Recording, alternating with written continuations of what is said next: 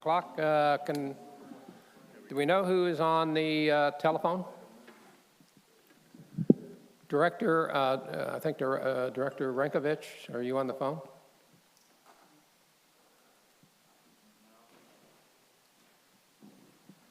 Quincy, do we have anybody on Teams?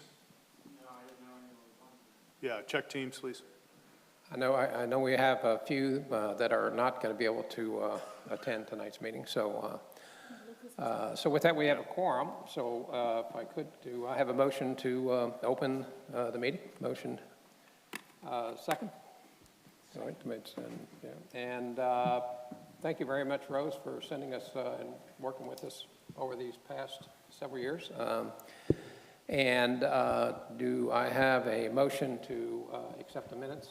I think we're, if you don't mind, sir, Quincy is pulling up Teams now, so we'll have, I know at least Director Rankovich will be on Teams.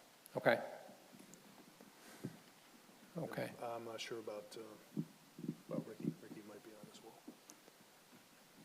Oh, it was Ricky on the phone. Okay. Okay. Well, did everyone have an opportunity to review the minutes? Do I have a motion to accept the minutes as presented?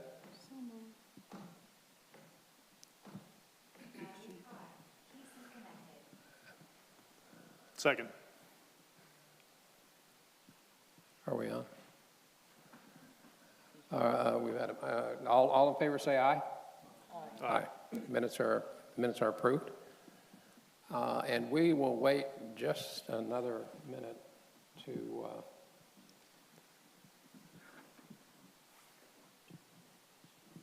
all right, according to the director, he is waiting to get on. All right, Quincy's heading back up. Apologize. New system. New system, new challenge. I don't think he realized somebody was on Teams. That's fine. Get started in a second.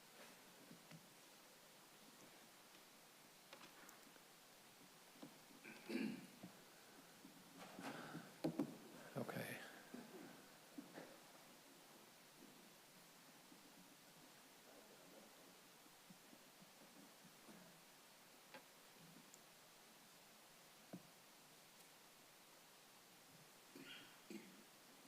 Let's see, Ricky.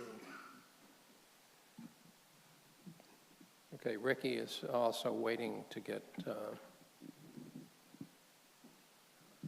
online.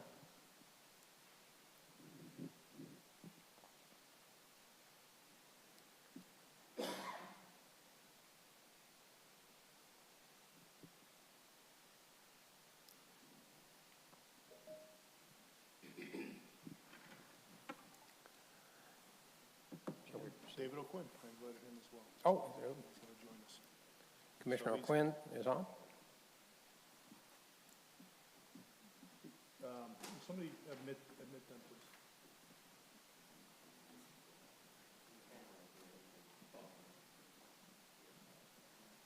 Just press admit. Or view lobby. View lobby and then let them in.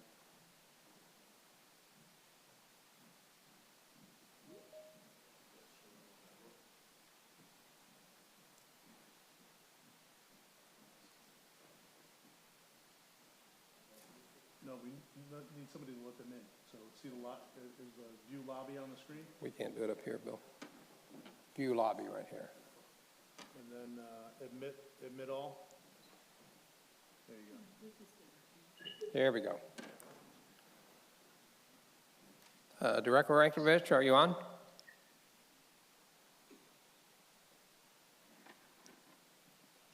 Commissioner O'Quinn? Hello, how are you doing? Oh, Commissioner. And Ricky, are you on? Yes, I am. Okay, and I'm sorry, Director Rankovich, are you on? You break it up a little bit. Okay. So, okay. So with that, I think we're ready.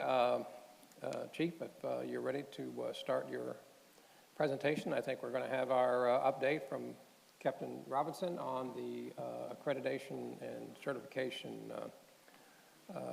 Yes, sir. update. Yes, sir. I'll Thank talk you. about the status. Of course, on behalf of the Chief Ebner as well as Chief Jackson, Assistant Chief Jackson, we'll go ahead and begin the PAP meeting and presentation for the PAP meeting. The first thing we'll talk about is certification and accreditation. First of all, of course, good evening, PAP members. Testing. Bring it down. Okay. Can anyone hear me on Teams? I hear you. Okay. I hear you. Done deal. All right, we'll go ahead and get started.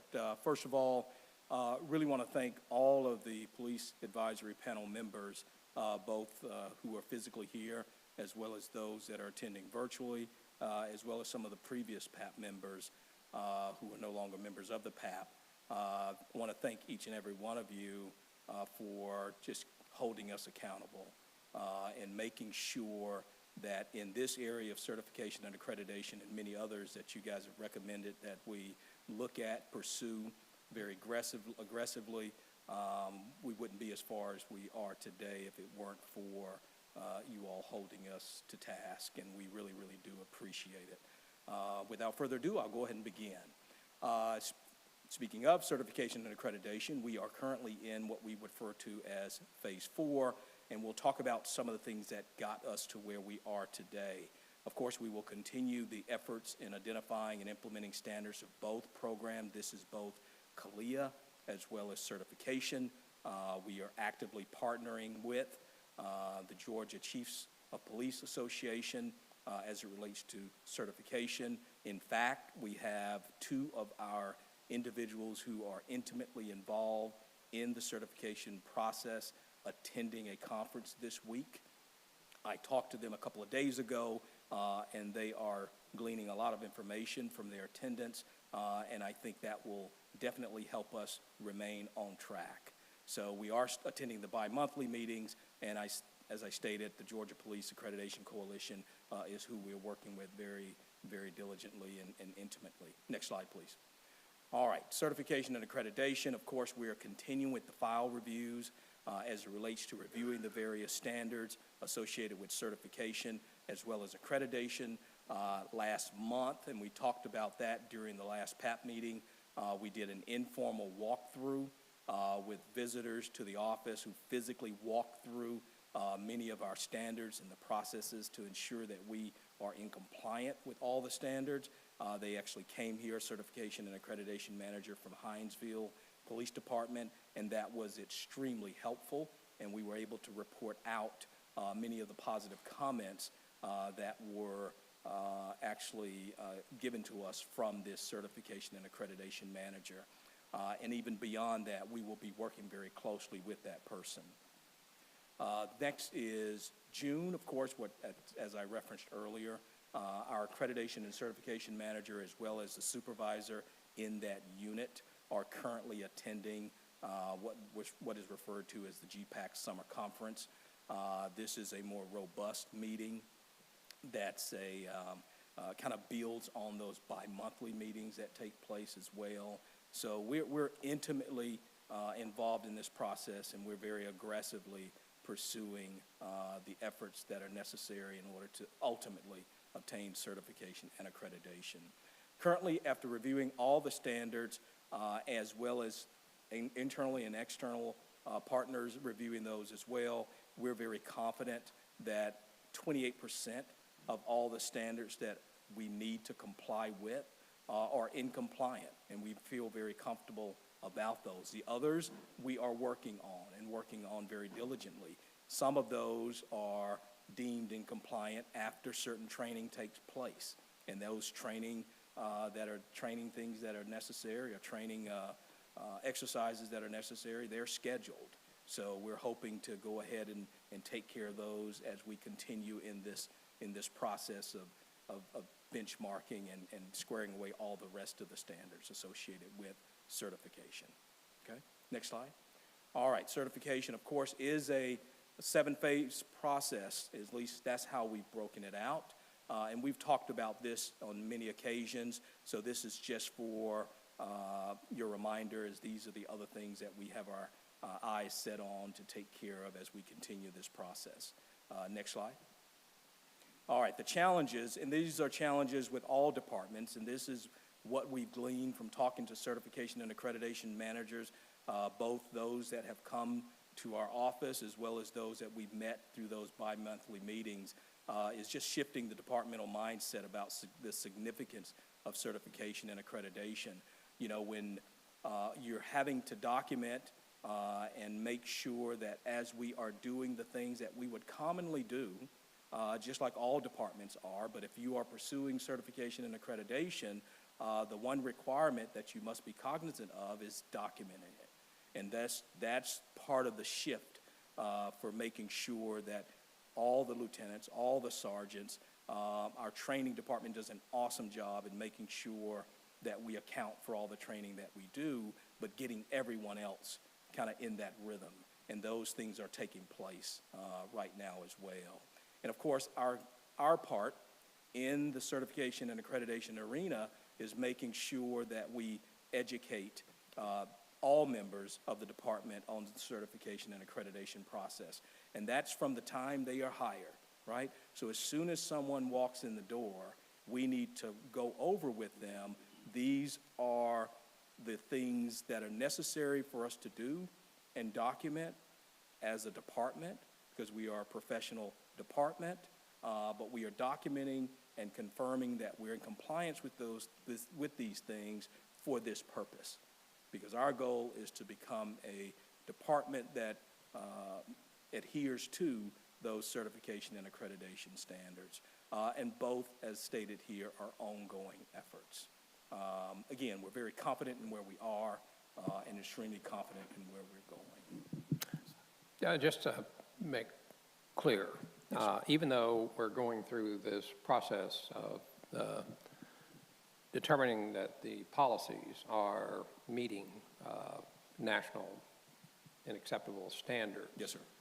You are already operating under the majority of these standards. Absolutely. So this is a matter of just certifying. Yes, sir. That's what you are doing, and it's not that you are lacking in meeting, in your mind. Yes, sir. On a day-to-day basis, the department's meeting those standards. No, you are absolutely right, sir. I mean, the officers that work for the Glenn County Police Department, in many of our opinions, are some of the best in the business. This is about documentation, right? It's about making sure that as we are doing these things, that we are showing that we can provide the proof that we are in compliance. Right. So doing it and not documenting it is one thing, but doing it and documenting it is another. That is the difference between being certified and or accredited. Thank you, Yes, sir. You're quite I'd like to recognize Commissioner Booker. Thank you for being here tonight. Thank you, sir. Next slide. Are there any questions I'm sorry. for Captain Robinson on? No? Thank you. Commissioner Quinn, anything from you? No, sir. Thank you. Okay. And I think we're going to have a briefing on the behavioral Director Rinkovich's Yes, sir. passion. He is. Yes, Bill. Yeah, if I could just add, just a comment on the accreditation certification. I think everybody has seen the length of time it does take to make this work. Again, we've mentioned it several times, and it's not just a rush to get it together, but we want to get it together. We want to put it together so that it's sustainable, and that we don't lose that certification in future years. So we want to build it right, and we want to make sure it's thorough, and then be able to maintain that certification and accreditation each year. I know it's a slow process. It's unfortunate. That's just the way it is. But we will try, for the PAP, we will try to see what we can do to speed up that process in both cases where we can. So thank you. Absolutely. Not a problem. We're ready, sir. Yes, sir. Not a problem at all. All right, we'll go right into the behavioral health response team, where we are now. And I know that's from the same slide last month, but we have moved a little bit, right? So we'll go over that very quickly. All right, so just a quick timeline, right? In early 2022, we started discussing what we would deem potentially a behavioral health response team concept with external partners. And these aren't all inclusive, but these are many of the individuals that we sat at across the table from, just to get their perspective on what they thought something like this would look like. And it's not a new concept, as all of you all know here on the panel and in the room and listening virtually, but it is something that we were trying to formalize within the Glynn County Police Department. So we started with having those discussions with the various entities that we would likely be engaging with the most before, during, and after if we were to establish this formally as a unit.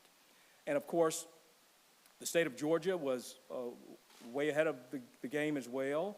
Many of the things that they were working on were passed into legislation, one in March of 2022, which is the Georgia Behavioral Health and Peace Officer Co-Responder Act, which was right in line with what it was we were trying to formalize as well.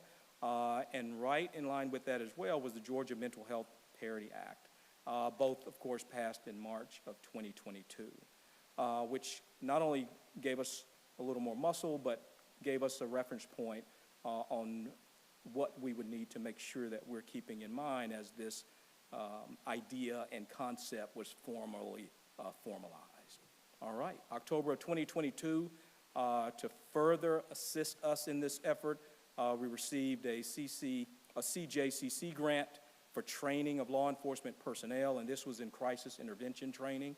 So we received a grant to actually pay for that training, and that training is ongoing, but a large percentage of the department has already participated in that training.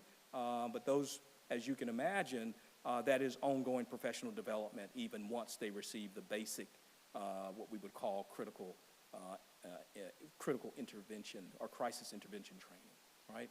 So November the 18th of 2022, to further support our efforts, working very closely with the grant manager for the county and other county leadership personnel, we applied for the Georgia Safety and Violence Reduction Grant.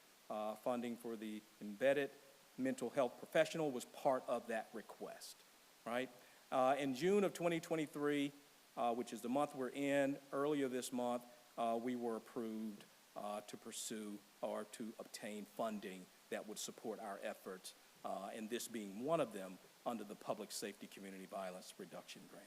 And one of those was to fund the assistance needed from a mental health professional to work with us in this effort as well. Go to the next slide. All right, so phase 4, build the BHRT. That's what we're doing right now. There is a process, of course, when you get granted the funding necessary to move this effort forward, and we have to work with the grant manager, as well as, of course, working and getting the input and suggestions and directions from the chief and the assistant chief on how they want to make sure this ultimately looks in the long run. Those things are happening right now. So we would have to actually go through a process to determine how we secure that mental health professional to work with us. So we've conducted a proof of concept. We've trained officers, as I mentioned earlier. Virtual service, we have access to that. Formalize our program internally.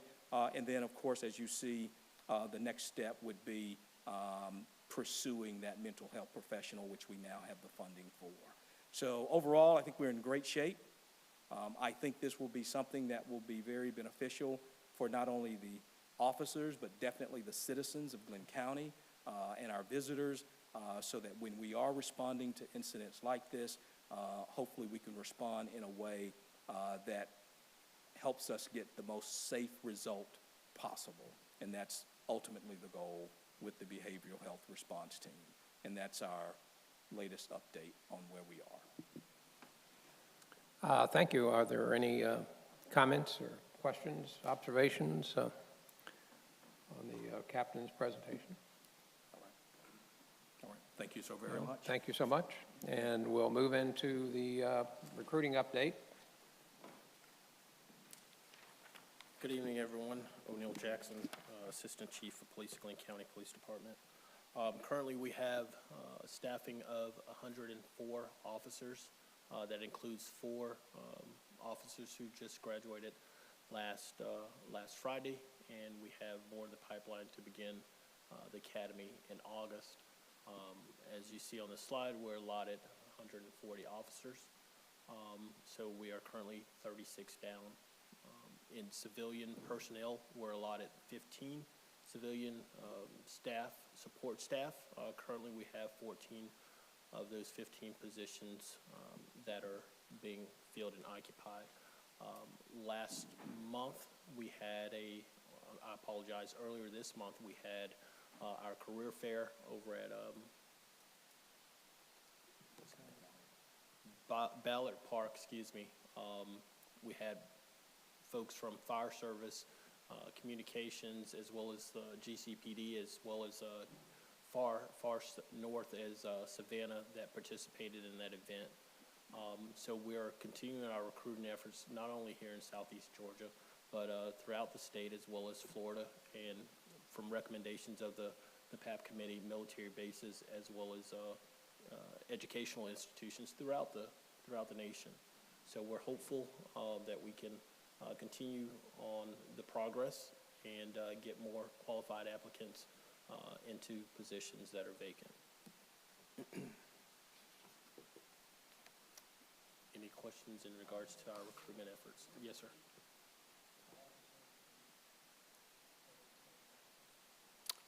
Those would, excuse me, yes, they would be. So they're in the process, going through the backgrounds, going through interviews, as well as their CVSAs, et cetera. No, sir. No, sir. I wish.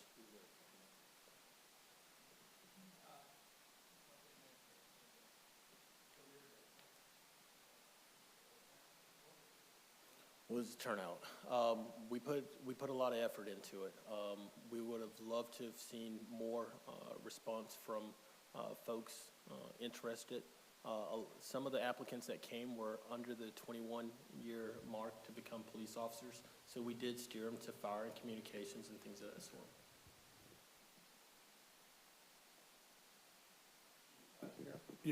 Let me add to that, if you don't mind. So it was, there was a lot of effort. We put it out to colleges, we put it out to the military bases, we put it out to the public, we have billboards, and unfortunately, I think it just, Saturday in June, it just didn't work, and so, as well as we wanted it to. And so I think that moving forward, we got some ideas on how we're going to do that. We'll probably have some additional, as Chief Jackson mentioned, that will probably have some additional targeted recruiting efforts that should help. I'm encouraged by the numbers that we see here now, so we'll keep that moving. I know that Chief Ebner went to the graduation this past Friday, and so we're getting there. We're turning the corner, but we still have a long way to go to get the positions filled.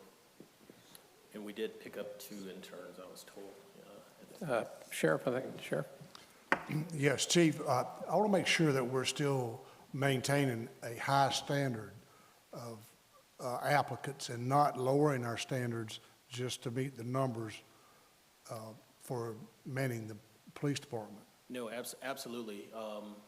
Other cities who did take that route just to fill positions found themselves in worse shape than they had been before. We take our time with doing the backgrounds on the applicants.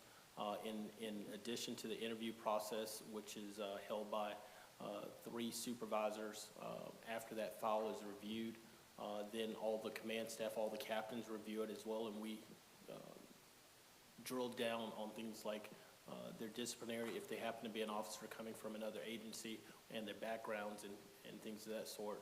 But you're absolutely right.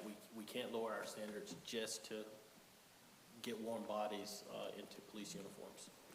And are we continuing to look at our pay schedules for our, not only just for the police officers, but as from the chief on down? I think those salaries need to be revisited periodically, because I think we're falling way behind in attracting the type of people that we would like to have. And we can afford it. I think Glenn County is the fourth richest county in the state of Georgia, and we spend an awful lot of money on projects that are not as important as public safety. And that would include the fire department, police departments, sheriff's office, and what have you. And I would hope that our commission and our administration would look into and continue to look into bringing these salaries. And we need to be a leader, not just a competitor, but be a leader in paying our people and paying them well, so we can retain them.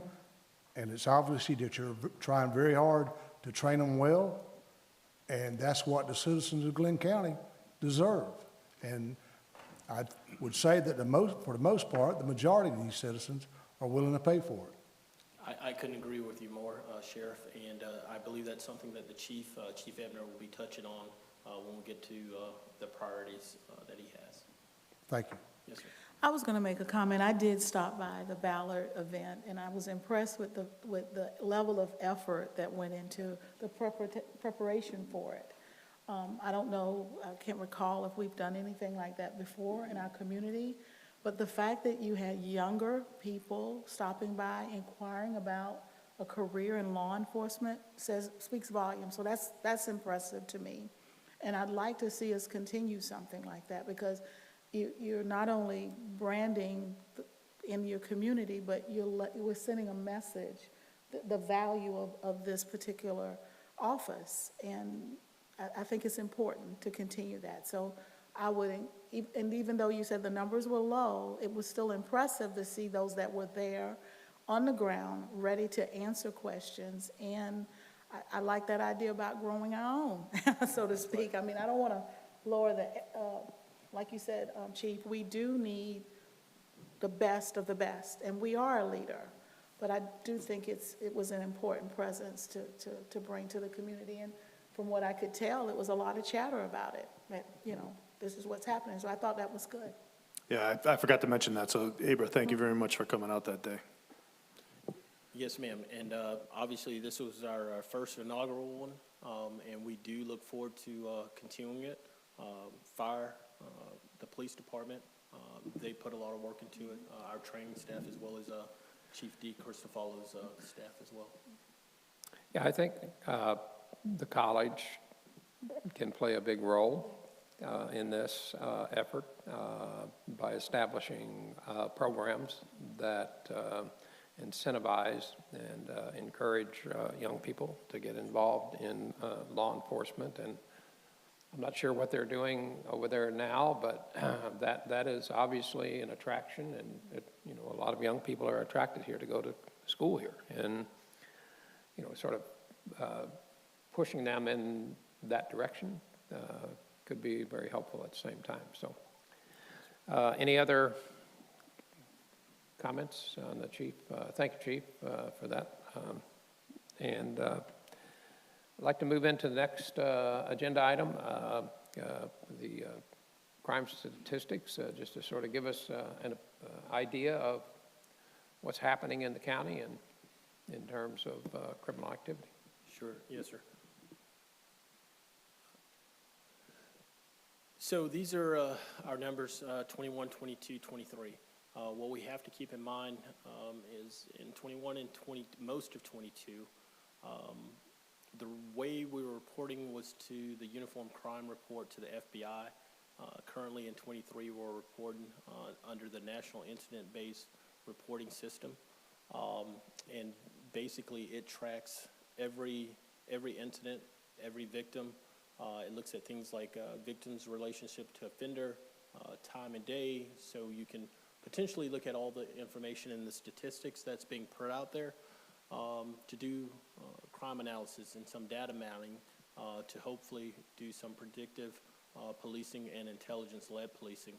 When we look at the numbers here, in some of those categories, the arson, we're pretty much on track as far as what we had done in years previously. The aggravated assaults were halfway through the year. If the numbers or the pace continues, we will pretty much be at 120, 140, somewhere in that range, as well as every other crime. Currently, with the homicides, We have two here in 2023, one of which has been solved with an arrest, one that remains unsolved. In 2022, both of those were solved, so we had a 100% clearance rate in 2022 with homicides. This, Burglaries sir, down. I didn't hear your I question. say, Yes, sir, they are down, but this is only 6 months now, January to June. So if we continue on the pace, we'll probably end up at least double of that.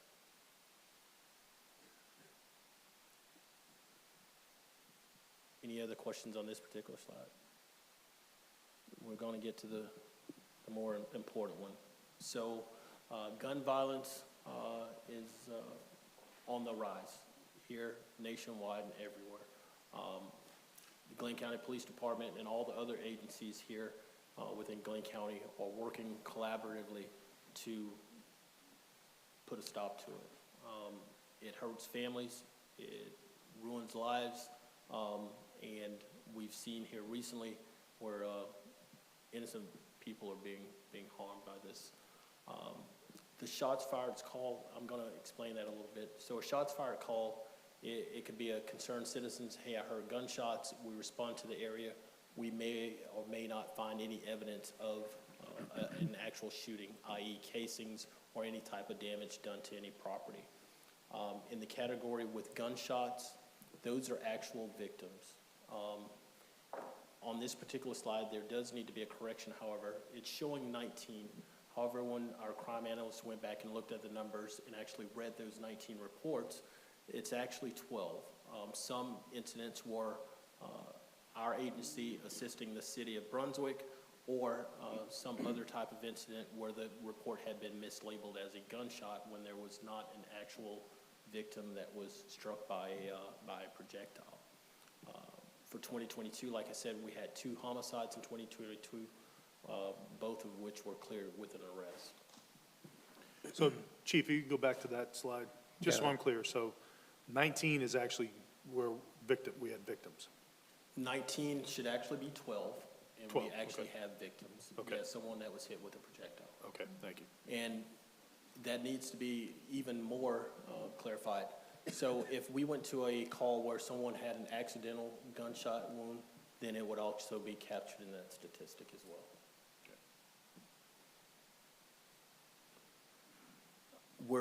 Like I said, we're on the rise a little bit compared to 2022, January to June. We're at 24, which is about a 15% increase. Gunshots for 2022 to 2023, the bar graph in the middle, those numbers need correcting as well. They should both be 7. Once again, it's the same situation where we either assisted the city of Brunswick, where that report should have been titled as an assist other agency versus a gunshot for us. So 2022 and 2023, where it says 9, both of those numbers should be 7. One of the incidents this year, we had 5 victims alone in one case. The graduation shooting a couple of last month sometime, I do believe. So the numbers that were quoted, I believe today in the Brunswick News is what people are seeing out there. These numbers don't seem to match up with what was reported. I haven't seen that There was a report. lot, but this is the facts right here. I mean, this is. These are the this is it. facts, and if I remember correctly, I think I may have briefly seen that article. It talks about the shots fired call and not necessarily the gunshot victim call. Okay. Yeah, but the article probably included Brunswick, so this does, Yeah, so this is just This county? information does not include Brunswick. This is Okay, just this Glenn is just Police county. Department. Okay. Thank you for clarifying. Yes, sir. Thank you. I should have said that at the very beginning. Sheriff?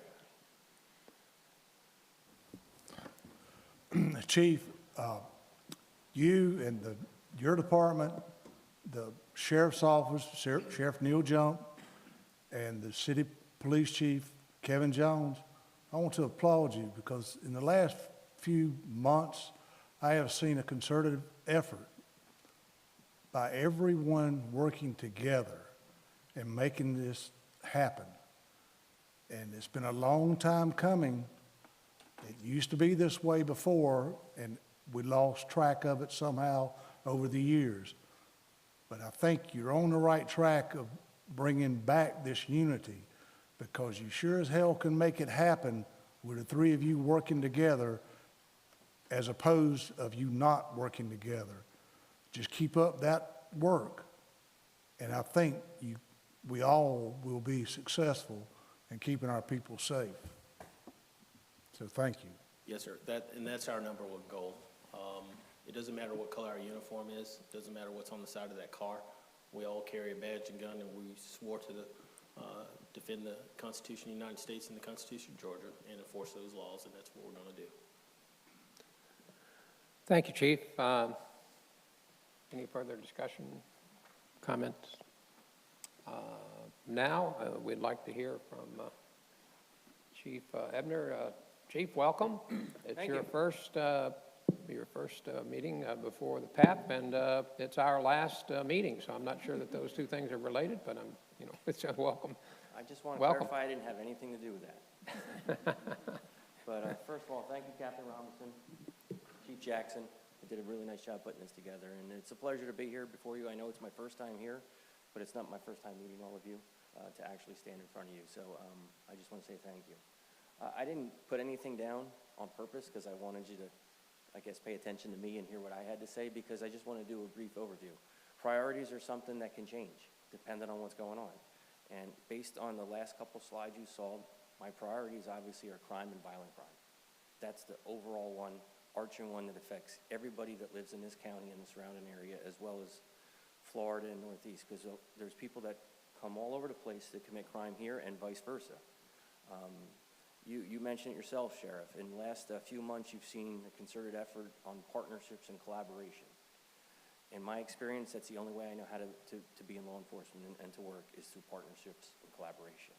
Because if you look at any individual agency, and Glenn County Police Department is no different from the Sheriff's Office to PD, we can only do so much ourselves. We are so much better when we work together. We have more resources that we can pool together and help one another and share that information and intelligence. And you're seeing that occur. Could we do better? Absolutely. And I think all of us, myself included, I'm speaking for myself and no one else, is going to have a concerted effort to concentrate on that and to do that and build upon that. We currently have one member from our department that's on a task force. It's the FBI task force. We have one member. I would like to increase that and put other members on other task force, more particularly the Marshals task force. I think the Marshals, and I'm not just saying this because my boss is here, but in my experience, we had a fugitive task force and we did fugitive roundups twice a year in the entire state of the worst. And the Marshals are the best at doing that. And if we do this together, we go out on these warrant sweeps and we go out to look at these felons that are in the area that we know that they either have a connection here or they were arrested here, we will make a difference. When you see the most violent individuals taken off the street and then they are put behind bars and then they have to await trial, it will make an impact. And that's just one part of it. I think it's important for you to know that partnerships and collaboration is not just us talking and giving us information. It's actually building intelligence and sharing that intelligence in intelligence databases, briefing individuals that we come in contact with, whether it's witnesses, people we arrest, and developing long-term investigations. It's one thing to make a quick stop and arrest and bring that person to jail, but what did you do to disrupt their further criminal activity that they were involved in? That's our ultimate goal. And I know I'm going to concentrate on that. Our officers are going to concentrate, our detectives, and of course our collaboration, because I believe in that wholeheartedly. So I just wanted to start off by saying that, because I do think it's the most important priority, and it is for me. But also that goes with deconfliction. I think we have a lot of agencies in a small area, including federal agencies, and some agencies are better at it than others in deconflicting. We had an incident that you might have read about on the news Saturday night into Sunday morning. We made sure that we deconflicted with our federal partners before we furthered our investigations and went forward with our search warrants. And that's just something that we do as a best practice. And we were smart to do it for reasons that I'm not going to get into. But that's what's continuing every day, and I just want you to know that. Recently, there was grants that were awarded not only to the city but to the county when it comes to ShotSpotter, license plate readers, and cameras. From my experience, if we could all get onto the same systems and utilize that information, it will make a tremendous impact on how we can follow up with these crimes, not only violent crimes, but other crimes, because it helps us track what's going on, pinpoint where activities are, and also gives us suspects. If we just did ShotSpotter alone, you wouldn't see that much of an impact other than we knew where a gunshot took place.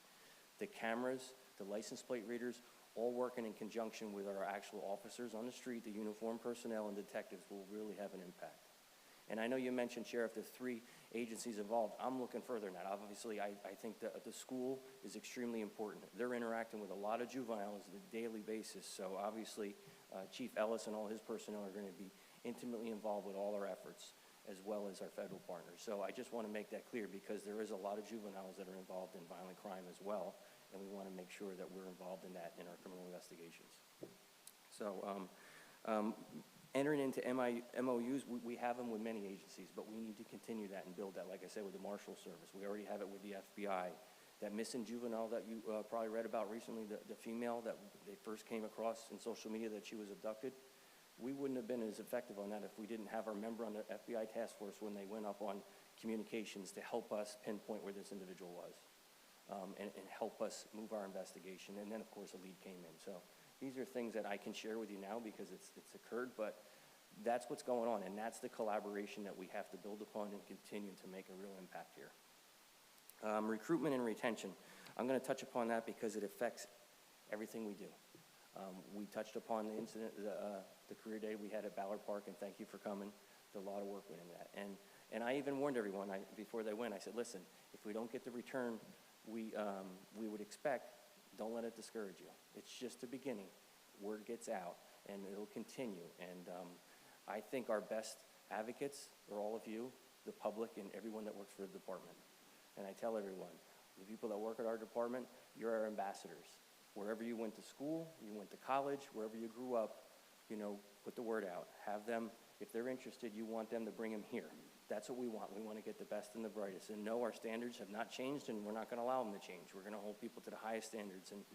And really, it's the background we're seeing nowadays. If you look at the largest number of people that don't make it into law enforcement, they might make the education, meaning they have their high school diploma or GED, and they pass our physical fitness test. It's the background. The background is where we can't allow our standards to change. We have to hold people accountable because of what they do. So I just want to assure you that. So it's important you brought it up, recruitment and retention. One of the things that I've been working on even before I became the chief as the public safety director, and with the permission of the county manager that I've met with, and of course in conversations with the commissioners, I've been working with both these individuals here have been helpful with me, and we've been working on pay, not only starting pay, but defined pay steps for each rank, which we don't really have right now the way they should be. We have a compression issue with our rank and file, which means individuals of rank, their pay is compressed to a point that we have subordinates that are making more money than people they supervise, which is unacceptable.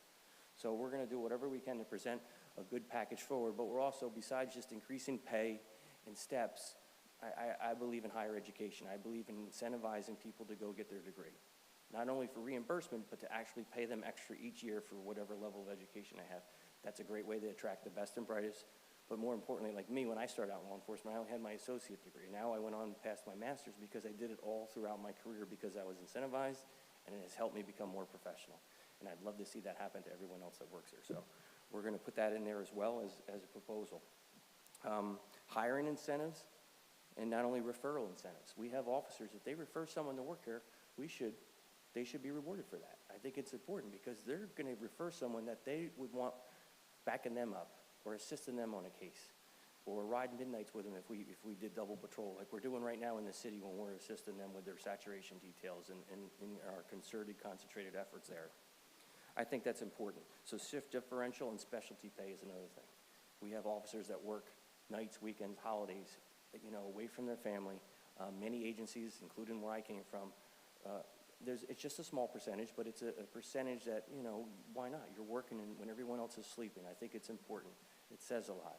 And all these things, when they're put together, when you're looking for a job and you're looking to become a police officer somewhere, a law enforcement officer, you're going to look at these and you go, this is important. This is where I want to work. This department is really thinking about the best interests of their officers and how to sustain them and retain them. And that's the important part.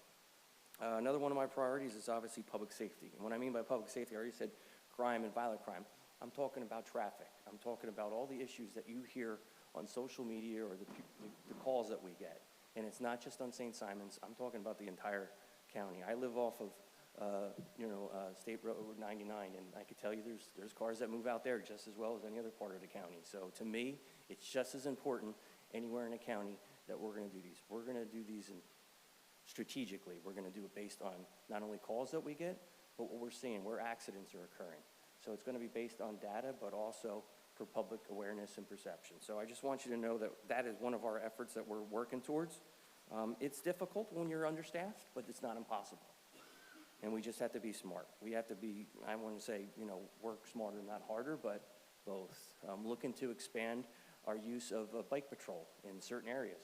When we have special events down, like we could do if we had a bike patrol unit on the 4th of July that's coming up, down by Pier Village. Many areas when there's special events would be a perfect idea and time frame when we could utilize that. But also speeding. I mean, when there's traffic backed up, we're looking at possibility, and I discussed it already with the county manager as well as the staff here, of starting a motorcycle unit.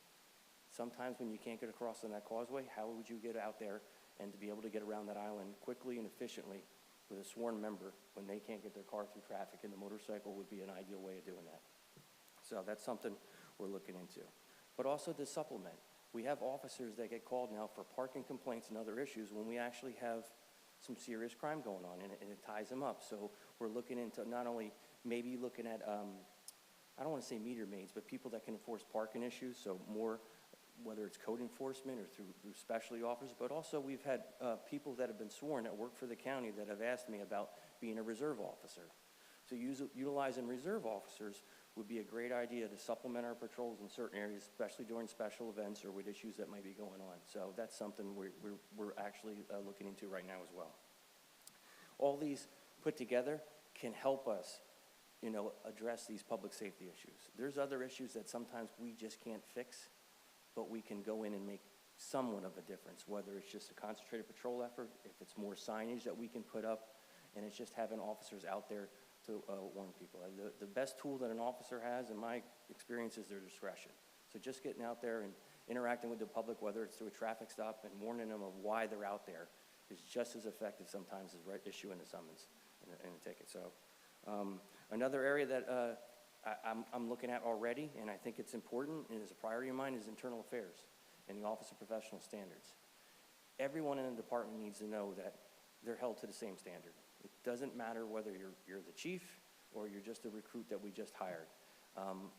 But it's a matter of, are we training to those standards?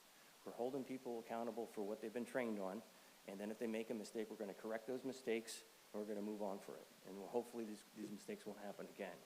But we need a process in place. Right now, we're a little understaffed, if in my opinion, based on the amount of work that we put on our investigator to do internal complaints. And how do we fix that? Well, we could expand it.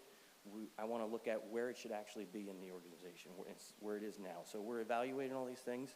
I just want every member to know that it doesn't matter who they are, who they're friends with, who they hired them, who they're related to, that if they violate one of our policies, they're going to be held to the same standard as everyone else. And it's that simple. And if you do that, and you can consistently show that through past discipline that's given to someone, that's the most important thing, because now you have faith in it. Right now, I don't believe there's 100% faith in that people feel like they're being treated the same. And it affects morale, and if it affects morale, that's a problem. Another area I wanted to talk about is a new PIO position that we've had approved through the recent budget. This PIO position is going to be for public safety. It's not just going to be for the police department, it's going to be for the fire department, fire rescue, and for EMA, as well as animal control, which moves under public safety come July 1. And I think it's important to realize, I've been here in a short period of time, but we had the Lear Camp case, if you remember, which was a lot of social media, and then we had the Panova fire, and we've had other incidents that have come up. If we had our own PIO, and nothing against our communications director, Katie, because she knows I love her to death, she does a great job, but we need someone dedicated for public safety, someone with experience with the media, experience where they're not someone just maybe out of college, but literally has some worldly, experience that could help us with our social media. I think we could do a much better job of getting our message out. Not only the good things we do, but when we make a mistake, we're going to be transparent and open and say what happened and how we're correcting it. That's how you build back that trust from the public that has been eroded over time, and that's That's why I put it down as one of my priorities, and I was thankful that the commission and the county manager approved that position. So we're going to get forward. Come July 1, we're going to post it, and we're going to hopefully find a good individual to fill that position. So I'm excited about that. Outreach and availability. I think that's extremely important, not only for myself, for the commanders, for the supervisors, but also for the officers, for everyone in the department. They need to be available, and they need to have that outreach capability. And I'm not just talking town halls. I think they're extremely important. I think town halls are important. I look at it more as neighborhood meetings, because every community is made up of different neighborhoods, even different parts of the community. And I think it's important for us to have our officers out there, myself, the command as well. And I tell everyone this, and I've met with many of the officers and supervisors. I still have a lot more to meet. You know, I might be the new face of the department, but I'm not the face of the department. That's all the men and women that make the department. They're the face of the department, and that's what I'm going to make sure that they get out there. I don't like going to meetings by myself. I always bring individuals with me, because they're the ones that are doing all the hard work every day, and I'm here to help them. I think that's important. So also meetings with businesses, the private sector, all the clubs. That's extremely important. They need a voice. They need to know what's going on, and sometimes they might not hear that information through whoever they're getting information from. Hopefully that will reduce some of the calls and text messages the commissioners get, and the county managers, by us more actively being out there at these business functions. Where I came from, and I say that because now I'm from here, and I want to bring some of the things that worked here and some of the things that didn't, I certainly don't want to see here. But we had a private sector advisory group that we created, and it was extremely important because we picked private sector businesses in different business ventures, whether it was a big company or a small business, and we would meet with them quarterly to just hear their concerns of what they were seeing with their employees, because their employees will come to work and talk about, hey, did you hear about what happened to my car, some type of crime, some type of incident. So we're getting a different perspective, you know, because they'll share it in a different manner. So I think it's important that maybe we consider something like that. I would be open to it, so I put that down. And then finally, I wanted to touch upon training. I think is extremely important. Training I wish we could do more of. It's always something that costs a lot, and you don't realize it until you need it, and then it pays dividends. Because if you don't train to a standard, then that's where you're going to have those issues that we have. And it's happened to me in my career. You're so busy sometimes that you can't get to the training that you want to. And that's where we're at a point now, is that we almost have to pay overtime to train our individuals, more so hands-on and in person.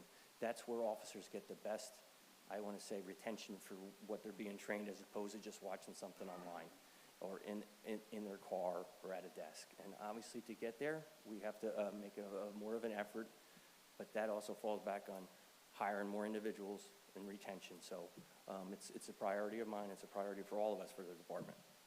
And finally, my last thing is equipment. Equipment is something that it's our job to make sure our officers are equipped, the best equipped to perform their job.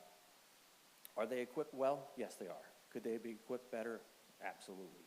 And that's going to be our goal moving forward, whether it's vehicles, which they certainly need, marked cars, unmarked cars, undercover cars. If we're going to get into this intelligence business and criminal investigation, we're going to need undercover cars.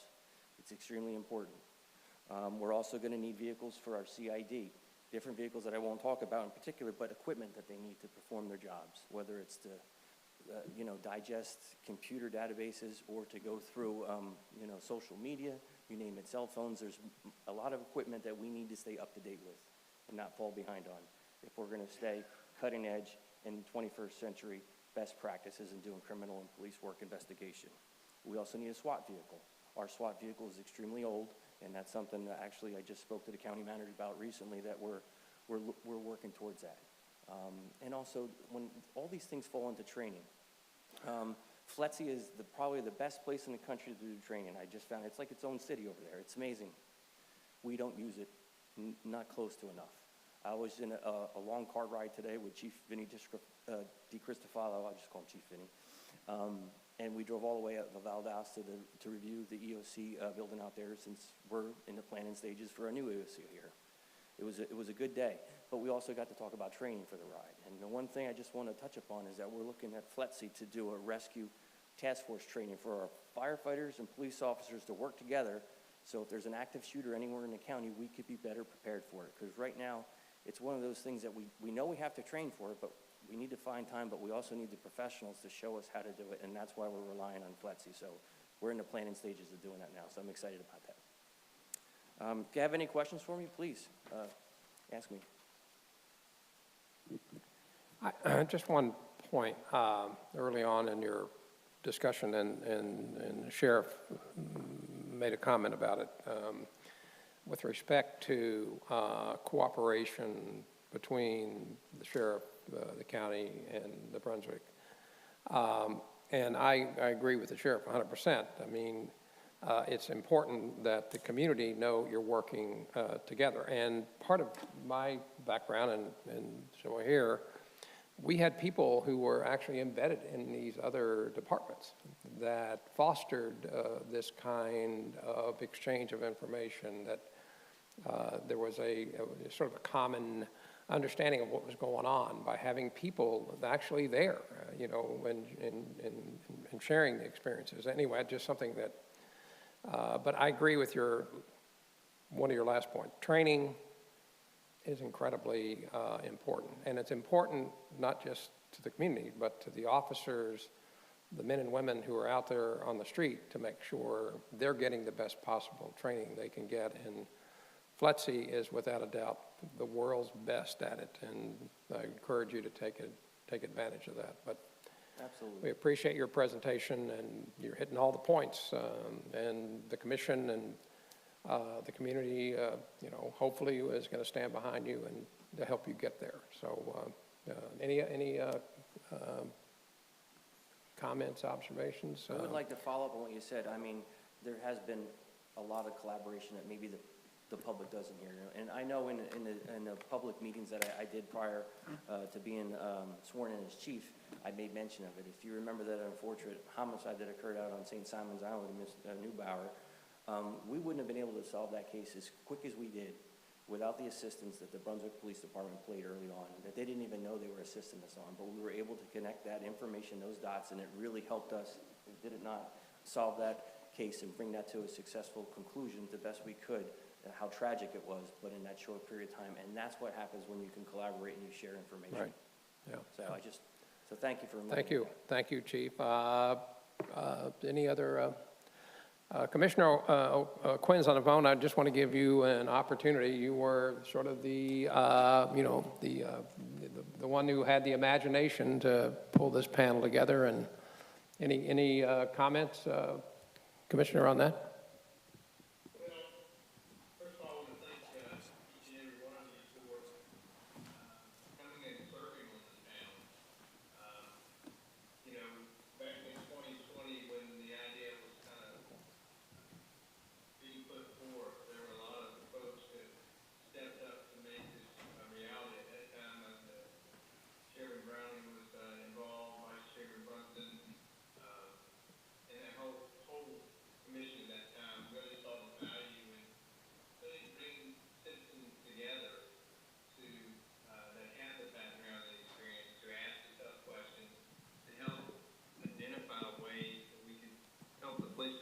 Move forward. And if you guys remember, one of the first few things that we did was look at the body camera and the need and the recommendation to the commission to work with Axon and get new body cameras that could not be tampered with, to get the new tasers in line, to come online with that. So, you know, from the very beginning that the panel has been involved with the police department, I believe you can really track the success the panel has had on bringing forward ideas and suggestions to the commission, and it's been, you know, your third commission now, that have brought improvements.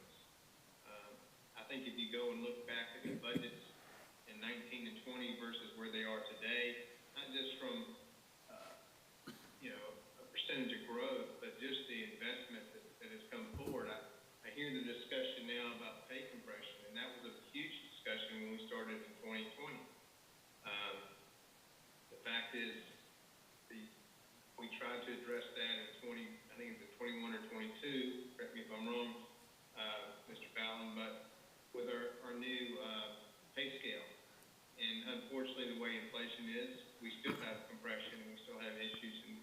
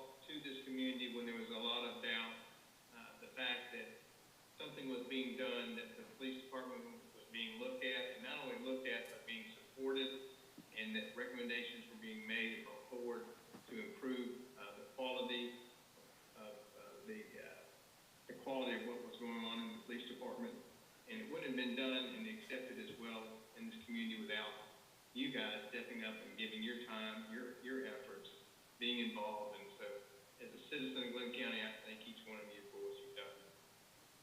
Thank you, Commissioner. And Commissioner Rafalski, who, since he's come on board as a commissioner, has been, even though you're now a member of the panel, have always been here and been interested and contributed, and we appreciate that. And anything you'd like to, comments you'd like? I do.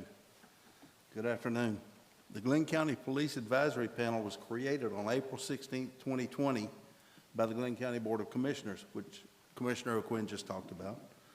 The panel was tasked with reviewing the current structure and operations of the Glenn County Police Department.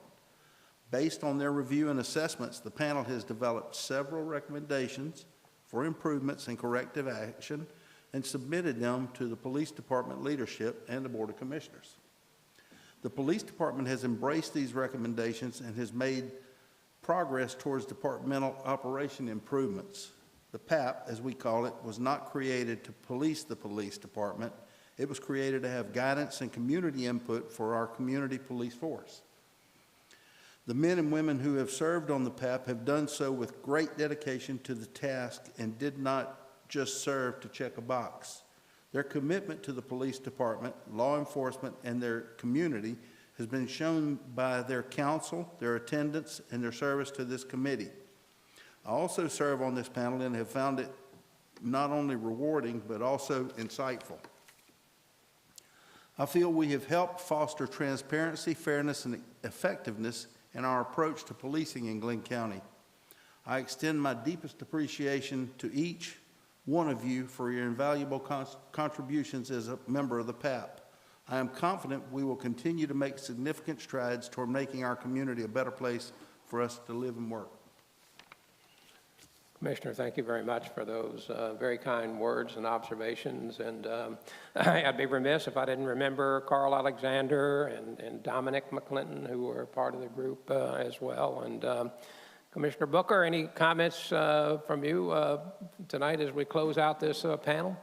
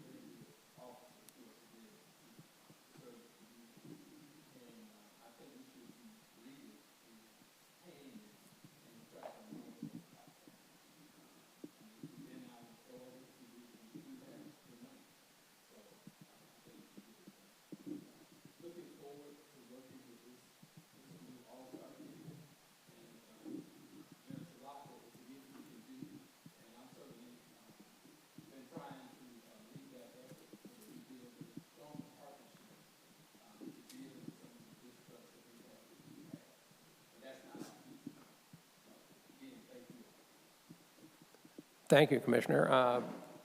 Bill, any final thoughts, comments? No, echo everything that's been said. Appreciate everybody's time and effort. A lot of good information. We certainly have a lot of wisdom on this panel.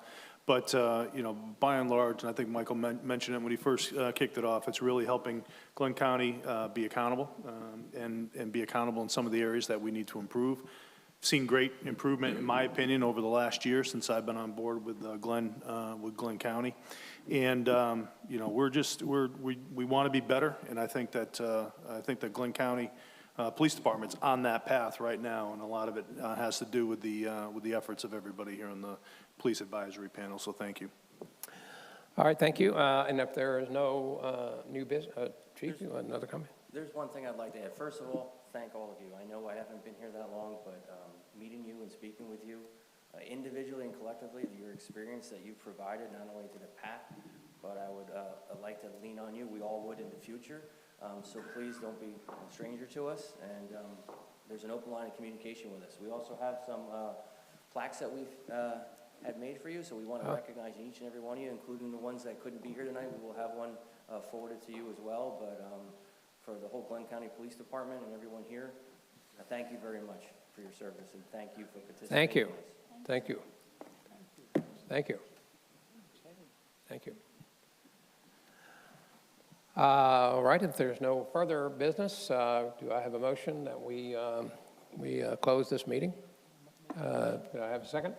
It's been, the motion's approved. The meeting is adjourned, and thank you all very, very much for your service and your continued service. And Chief, and to your staff, Godspeed.